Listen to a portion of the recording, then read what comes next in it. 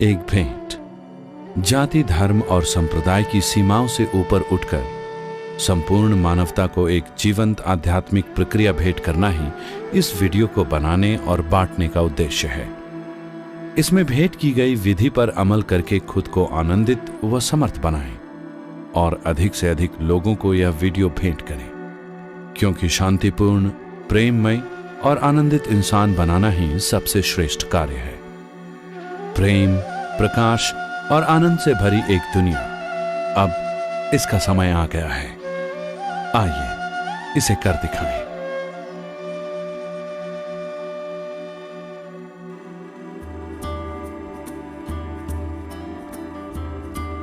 ईशा क्रिया इस धरती पर उपस्थित हर व्यक्ति को आध्यात्मिकता की कम से कम एक बूंद प्रदान करने के आंदोलन का एक हिस्सा है।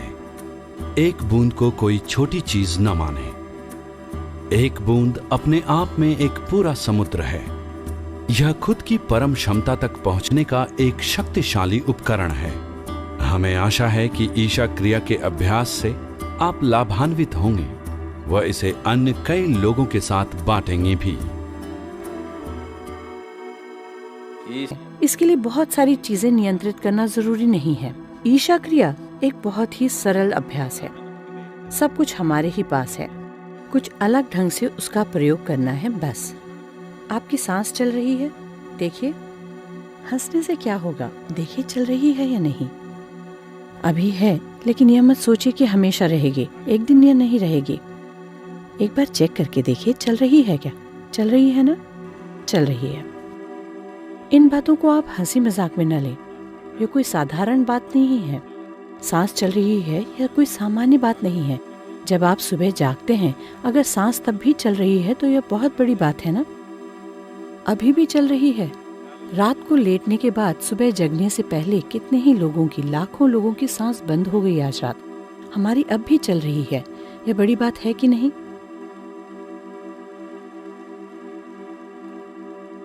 क्या ये छोटी बात है? बहुत बड़ी बात है कि नहीं? तो इसे हल्के से न लें। सांस चल रही है, यह कोई मामूली बात नहीं है। अब यह सांस अंदर आई, बाहर गई, अंदर आई, बाहर गई, अंदर आई, बाहर गई।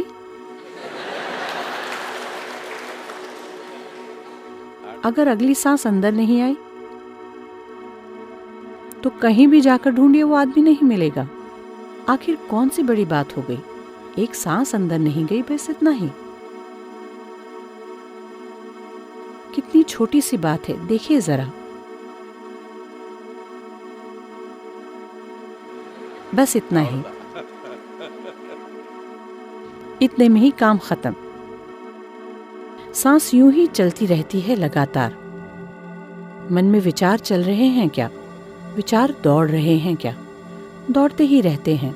सांस भी दौड़ती रहती है, विचार भी दौड़ते रहते हैं। आप जागरूक हैं? आप यह नहीं बता सकते कि किस हद तक, लेकिन किसी हद तक आप जागरूक हैं। इसीलिए तो पता चलता है कि आपका अस्तित्व है।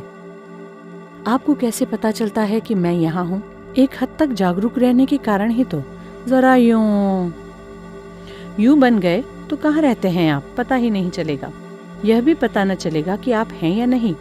कहाँ की तो बात ही छोड़ दीजिए। आपको कैसे पता चलता है कि मैं यहाँ हूँ, मैं यहाँ बैठा हूँ? जागरूकता की वजह से।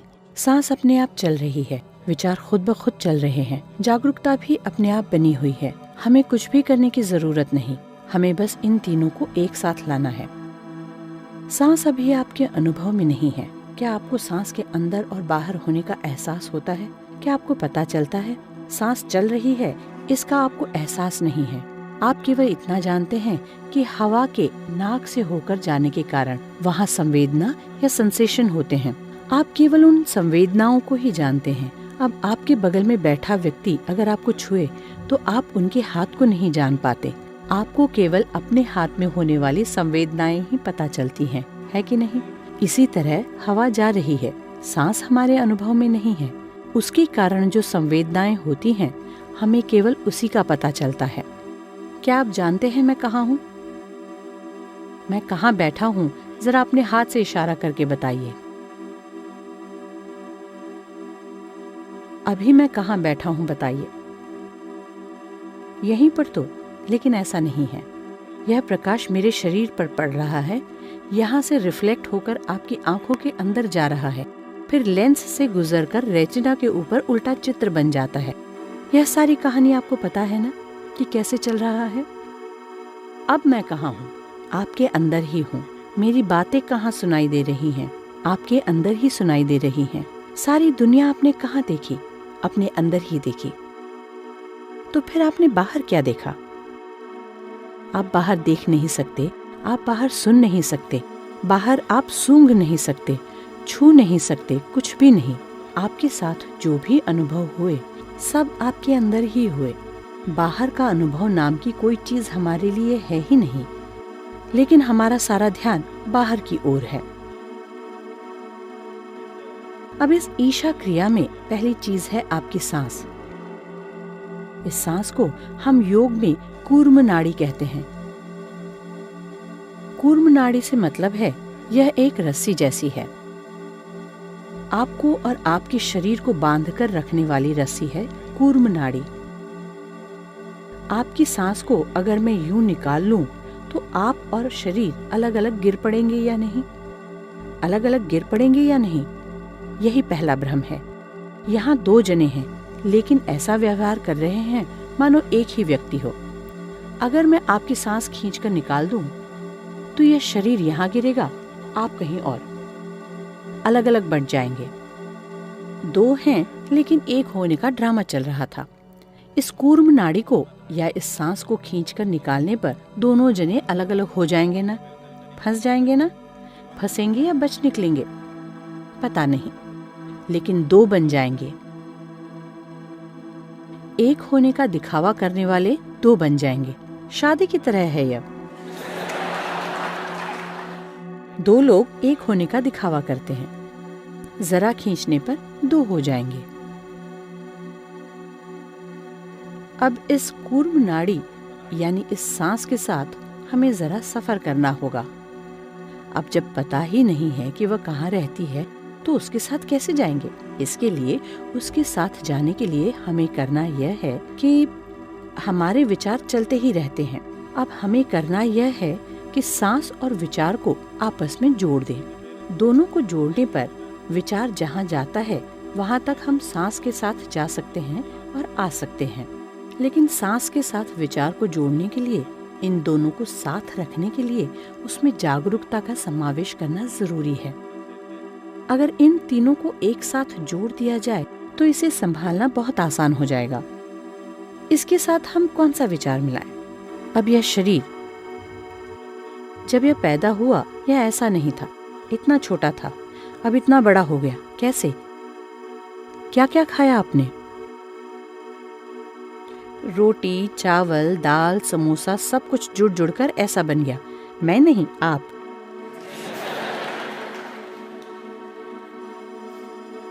सब कुछ जोड़कर यह खाए हुए खाने का एक ढेर ही है ना? या फिर दूसरे शब्दों में, इस धरती की मिट्टी को लेकर ही तो हमने इसका निर्माण किया है। इसे हमने इकट्ठा किया है। जिसे हम इकट्ठा करते हैं वह हमारा हो सकता है, लेकिन हम उसे मैं नहीं कह सकते। ऐसे ही बात करते करते यह घंटी यह हमेशा मेरे पास ही रहती है। अगर मैं एकाएक अब सत्संग के बीच में आपसे कहूँ कि यह घंटी मेरी है, तो आप सोचेंगे, अरे लगता है सद्गुरु को कुछ हो गया है। लेकिन सभी कहते हैं कि वे ज्ञानी हैं, कुछ देर और बैठकर सुनते हैं। थोड़ी देर बाद यदि मैं कहूँ यह घंटी ही मैं हूँ, तो आप सोचेंगे इस घंटी के बजने से पहले चला जाना बेहतर होगा, और आप पीछे से खिसक जाएंगे। लेकिन रोज आप यही काम करते हैं। आपकी थाली में खाना आता है, आप कहते हैं यह मेरा भोजन है, फिर आप उसे खा लेते हैं और खाने के बाद आप कहते हैं यह मैं हूं। ये पागलपन है ना? पागलपन ही है ना? इतने सारे लोगों के लिए हम पागल खाना नहीं बना सकते, इसलिए यूं ही बाहर छोड़ दिया। बाहर जो भोजन था उसे लेकर खाने के बाद मैं यही हूँ कहें तो यह पागलपन है कि नहीं? दुनिया में सभी लोग इसी तरह रहते हैं, इसीलिए अगर हमारी अक्ल काम करे तो इस पागलपन से भी बाहर आ सकते हैं। अगर हम अक्ल का इस्तेमाल नहीं करेंगे तो इसी में चक्कर काटते रहेंगे। अक्ल का जरा उपयोग करके सोचेंगे कि हमें बांधने वाली चीज कौन सी है तो पता चल जाएगा ना। हमें बांधने वाली चीज, हमारे शरीर के साथ बांधे रखने वाली चीज कौन सी है? यह सांस ही है। इसे हम कूर्म नाड़ी कहते हैं।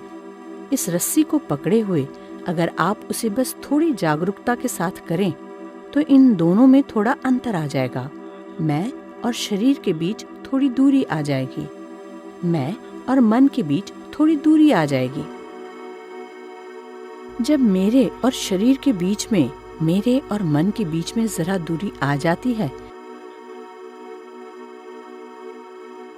तब मैं अपने शरीर और मन का पूरी तरह से उपयोग कर सकता हूँ।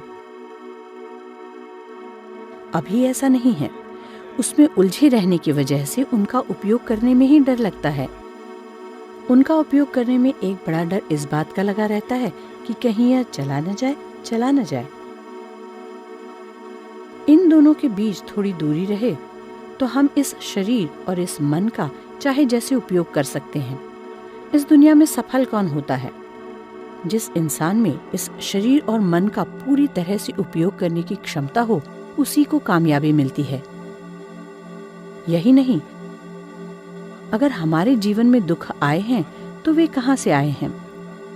दुख शरीर में होता है या मन में होता है? किसी और तरह का दुख पता है आपको? और किसी भी तरह का दुख जानते हैं आप? केवल दो ही तरीके हैं। दुख या तो शरीर में होता है या मन में। दुख या शरीर के जरिए आ सकता है या मन के जरिए आ सकता है। अब अगर इस शरीर और हमारे बीच अगर एक दूरी आ जाए, अगर इस मन और हमारे बीच एक दूरी आ जाए, तो दुख नाम की कोई चीज नहीं होगी हमारे जीवन में। जब हमारे अंदर दुखी होने का डर नहीं होता, केवल तभी हम पूरी तरह से अपना जीवन जी सकते हैं।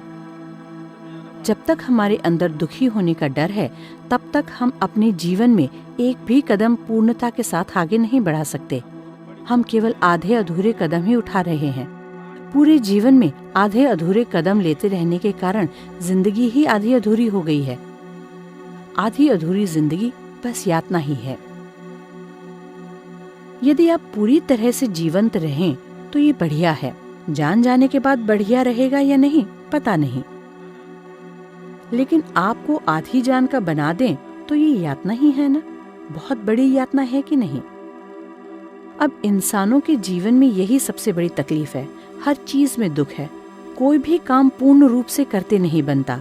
न हंस सकते हैं, न रो सकते हैं, न नाच सकते हैं, न गा सकते हैं। कुछ भी करना नहीं आता, तभी तो थिएटर में जाकर फिल्म में रजनीकांत जो करते हैं उसे देख कर आना पड़ता है।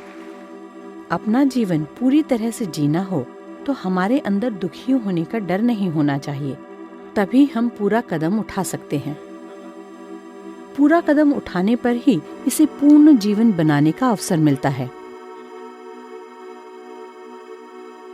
सांस, उसके अंदर एक विचार मिलाना है। विचार उसके साथ जोड़ना हो तो वह जागरूकता के बिना नहीं हो सकता। ये तीनों अगर एक साथ काम करेंगे तो एक तरह की परिस्थिति का निर्माण होगा। इस परिस्थिति को, इस सत्य को अगर आप पूरे शरीर में फैलाना चाहें तो उसके लिए एक तरीका है। आइए इस पर गौर करते हैं। अब बुनियादी तौर पर हमें करना यह है कि अंदर आने वाली सांस के साथ एक तरह का विचार जोड़ना है, बाहर जाने वाली सांस के साथ एक और विचार जोड़ना है। कौन सा विचार? सांस अंदर लेते समय मैं शरीर नहीं हूँ और सांस छोड़ते समय मैं मन भी नहीं हूँ। सच है ना? सच ही है ना?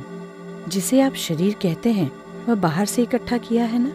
मन में जो कचरा है वह भी बाहर से ही जुटाया है ना? आपने बाहर से जो इकट्ठा किया है वह आपका हो सकता है, लेकिन उसे आप कभी भी मैं नहीं कह सकते। इस सत्य को हमें अपनी सांस के साथ जोड़ लेना है। मैं शरीर नहीं हूँ, मैं मन भी नहीं हूँ। मैं शरीर नहीं हूँ, मैं मन भी नहीं हूँ। हमें अपना हाथ हथेलियों को ऊपर की ओर करके रखना है। आपने शिवा काशी वाले कैलेंडर बहुत ज्यादा देखे हैं। मैं कुछ भी कहूँ आप ऐसे ही पकड़ेंगे, उसकी जरूरत नहीं है। हाथ को इस तरह से बिल्कुल ढीला रखना है। अपनी रीढ़ को जितना हो सके उतना सीधे रखना है। अगर आप ऐसा नहीं कर पा रहे हैं, अगर आपकी रीढ़ रस्सी की तरह हो गई है, एकदम कमजोर हो गई है, तो जरा पीठ का सहारा लेकर बैठ सकते हैं और पालथी लगाकर इस तरह से बैठिए। इस तरह बैठकर हमें अपने सांस के साथ दो विचार जोड़ने हैं। सांस अंदर लेते वक्त मैं शरीर नहीं हूँ, सांस बाहर छोड़ते वक्त मैं मन भी नहीं हूँ। यह विचार जितना लंबा रहता है, सांस लेने में उतना ही समय लगना चाहिए, सांस छोड़ने में उतना ही समय लगना चाहिए। इस तरह चंद मिनट तक 7 से 11 मिनट तक करना चाहिए। आज हम 7 मिनट तक करेंगे। 7 मिनट तक यह चलना चाहिए। उसके बाद क्या करना है? आ की ध्वनि का 7 बार उच्चारण करना है। अब हमारा जमाना ऐसा हो गया है कि एक छोटी सी बात बताएं तो भी उसकी व्याख्या करनी होती है। केवल कहने मात्र से करने वाले लोग बहुत कम ही हैं ना। बाकी लोगों को सब बताना पड़ेगा कि आ किस लिए, आ किस लिए करना है। मैं पा करूं तो आ इसलिए क्योंकि हमने यूं ही बिना किसी कारण के आ को पहला अक्षर नहीं बनाया। यह बहुत सोच समझकर किया गया है। जिस तरह से हमारा एक भौतिक शरीर है, उसी तरह से एक मानसिक शरीर भी है और एक ऊर्जा शरीर भी है। इस ऊर्जा शरीर में 72,000 नाड़ियां हैं। ये 72,000 नाड़ियां 114 जगहों पर मिलकर फिर बंट जाती हैं। इसे एक जंक्शन बॉक्स ही समझ लीजिए। सब जगह बिजली प्रवाहित हो रही है, जगह जगह पर जंक्शन बॉक्स लगे हुए हैं। इस तरह 114 जंक्शन बॉक्स हैं। इनमें 112 शरीर के अंदर हैं, 2 शरीर के बाहर हैं। इन 114 जंक्शन बॉक्सों में ये नाड़ियां मिलकर फिर बंट जाती हैं। लेकिन सिर्फ एक जगह ऐसी है जहां सभी 72,000 नाड़ियां आकर मिलती हैं और फिर बंट जाती हैं।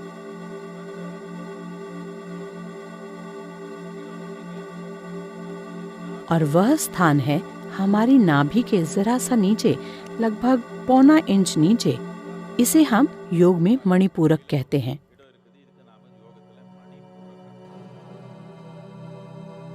एक 114 जंक्शन बॉक्सों को हम चक्र कहते हैं। 114 चक्र हैं। इनमें से यह एक चक्र है। सिर्फ इस मणिपूरक चक्र में 72,000 नाड़ियां मिलकर फिर बंट जाती हैं।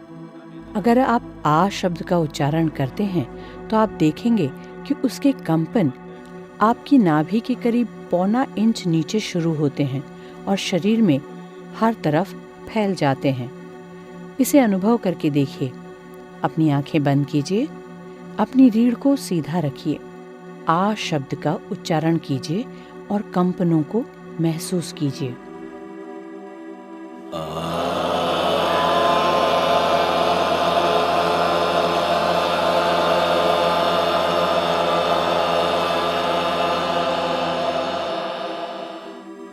अपनी आंखें खोलिए। आप देखेंगे कि कंपन आपकी नाभि के 1.25 इंच नीचे से शुरू होकर पूरे शरीर में फैल रहे हैं। यह एकमात्र ऐसी ध्वनि है जो कंपनों को पूरे शरीर में फैलाती है। हम कोई चीज बनाते हैं और उसे पूरे शरीर में पहुंचाने की इच्छा करें तो हमें उसे इसी स्थान पर ले जाना होगा। जब आप माँ के गर्भ में थे, उस समय आपको उनकी सारी शक्ति जो मिली उसे मुंह में डाला गया था क्या? कहाँ डाला गया था? नाभि में, है ना? वहां पर ऐसी एक शक्ति मौजूद है। वहां मणिपूरक चक्र होने के कारण वहां जो भी चीज आती है उसे पूरे शरीर में पहुंचाया जा सकता है। अब हमारे अंदर जो भ्रम है, यानी 2 जने हैं लेकिन वे एक व्यक्ति की तरह नाटक कर रहे हैं, इस भ्रम से बाहर निकलना है तो सांस के अंदर इस विचार को, इस जागरूकता को मिला देने पर थोड़े ही दिनों में इसके और उसके बीच थोड़ी दूरी आ जाएगी। हाय, शरीर चला जाएगा क्या? शरीर कहीं नहीं जाने वाला। आप शरीर का अच्छी तरह उपयोग कर सकते हैं। किसी भी चिंता के बिना शरीर का उपयोग किया जा सकता है। किसी भी चिंता के बिना मन का भी पूरी तरह से उपयोग किया जा सकता है। अंदर आने वाली सांस में मैं यह शरीर नहीं हूँ और बाहर की सांस में मैं यह मन भी नहीं हूँ। इसे मैं आपके साथ साथ बोलता जाऊंगा। जैसे जैसे मैं कहता जाऊं वैसे वैसे आप करते जाइए। उसके बाद जब मैं आ कहूँ तब 7 बार आ का उच्चारण करना है। इस क्रिया का अभ्यास करते समय आप अपने चेहरे को जरा सा ऊपर करके बैठें, आंखें बंद रहें और आपकी हथेलियां ऊपर की ओर हों। अगर आप चेहरा जरा सा ऊपर उठाकर बैठेंगे तो आपका ध्यान अपने आप भौहों के बीच में केंद्रित हो जाएगा। आपको बड़ी तीव्रता के साथ ध्यान लगाने की जरूरत नहीं है। भौहों के बीच में फोकस या कंसंट्रेशन करने की जरूरत नहीं है। अपनी आंखें बंद करके चेहरा ऊपर उठाकर बैठें तो ध्यान अपने आप वहां लग जाएगा। इस हद तक हल्का ध्यान लगाकर हमें यह अभ्यास करना है। जब मैं आ कहूँ तो उसके पीछे आपको भी 7 बार आ कहना है और उसके बाद बस थोड़ी देर आंखें बंद करके बैठना है। आंखें खोलने का निर्देश मिलने तक आंखें बंद किए हुए ऐसे ही बैठना है।